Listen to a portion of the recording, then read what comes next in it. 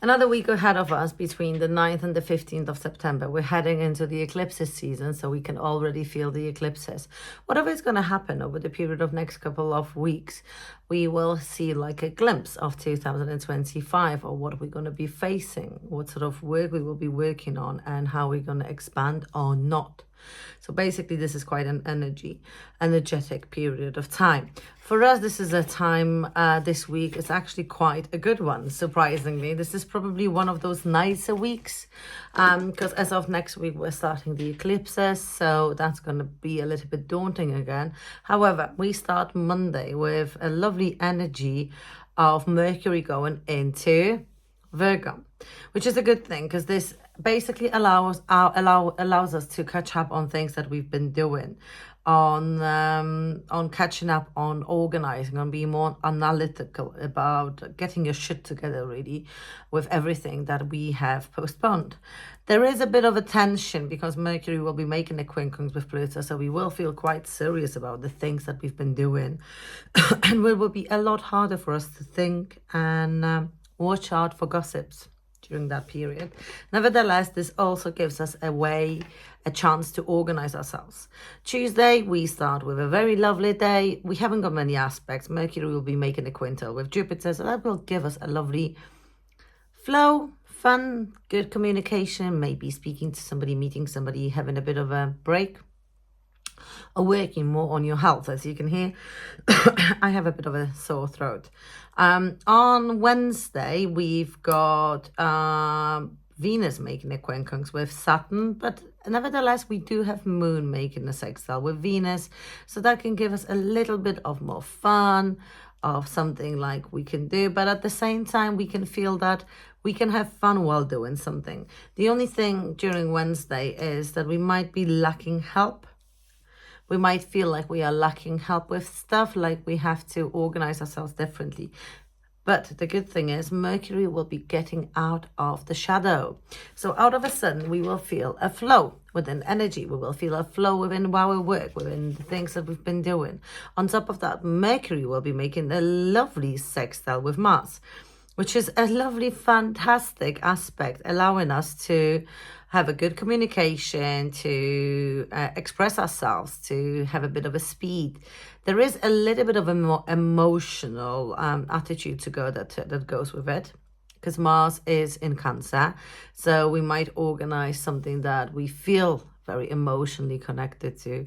We might get a little bit more clarity, or we might go back to something that we've been physically, emotionally connected to. It actually brings a lot of confidence and happiness, especially that on top of that, the Sun is making a square with Jupiter. This is another lovely positive energy that gives us plenty of self-discipline, fun. The only thing that we will feel is quite restless, like we want to move, like we want to start doing things like straight away, a little bit too idealistic about our future, although we will be planning our future. And we will feel like out of a sudden, we feel more prone to overestimate our promises. So be cautious about that, because Jupiter is in Gemini, so we might be making promises that we can't keep. On Friday, Mercury is making a quincunx with North Node, so there are some barriers in communication, so we might go back or reconnect to our old goal and start working on that. On Saturday, we will feel a little bit like problematic energy, like we want to fix some sort of problems or relook at them. Nevertheless, we are still under the influence of a lovely Venus making a trine with Jupiter. So it still gives us plenty of happy thoughts, happy feelings during the weekend, because Venus making a trine with Jupiter gives us plenty of positive energy. Venus being in Libra, Jupiter being in Gemini, chances, speaking, more fun, freedom, reconnection, good news, better plans for the future, good negotiations, maybe speaking to somebody, meeting somebody, or gaining money, or you might actually expand something to do with your contacts. There is plenty of communication or bringing something positive into your life. So we'll notice that our energy is actually growing stronger, better, and fun. So it can give us plenty of good emotions. For love life, for all of us, it can actually make us feel a little bit more loved. We can meet somebody, we can reconnect with somebody. We will reconnect eventually. Why? Because Jupiter soon will be going into a retrograde phase.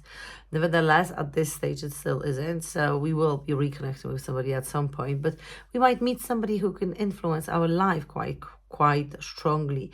During this week, we will be through energy of the moon in Capricorn from Thursday onwards, and then it's going to move into Aquarius. In both cases, this is a moon in a Saturn ruled places, so it can be a little bit more complaining, but it can be more organized with work. Nevertheless, it still allows us to get things done for a change.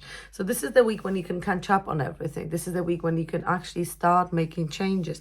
This is a week when you can actually finally realize what sort of directions are you taking. What are you heading for? What is it you want? What is it you need? How happy do you want to be? Why? Because once we move into the eclipses, and the first eclipse that we have is in the Pisces. It will be one of those first eclipses in Pisces. Why? Because the nodes are moving into Virgo Pisces axis from January onwards. So the eclipse that is taking place in September on the 17th, 18th, depends on where you are, it can actually make us realize whatever you are doing now, it's going to grow, and you're going to be working on that even more and even further over the period of next 18, well, nearly 18, 19, maybe 20 months from now on. I mean, the last eclipses that will be taking place on that axis is in March 2026. So we're looking at a little bit of time before we actually go out of that phase. And next year brings plenty of lovely new energy, with a lot of planets moving into new signs, with a lot of planets making a changes. So this is definitely going to be a month, a week to look forward to, start organizing things that have been working bad for us over the August period, and move on with them and slowly start setting a pattern for the future.